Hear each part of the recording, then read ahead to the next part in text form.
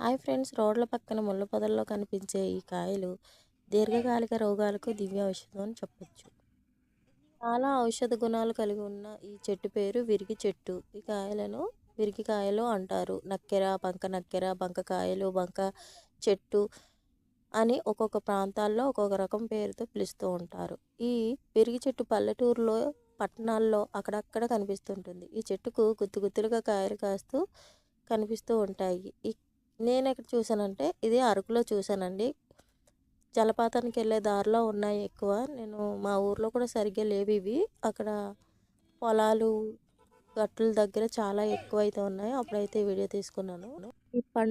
ఈ నక్కెర పండ్లు తినడం మూలంగా డయాబెటీస్ కూడా అదుపులోకి వస్తుందని పరిశోధనలో రుజువైంది. ఈ పండ్లు తినడం మూలంగా రక్తంలో గ్లూకోజ్ స్థాయి కంట్రోల్ అవుతుంది.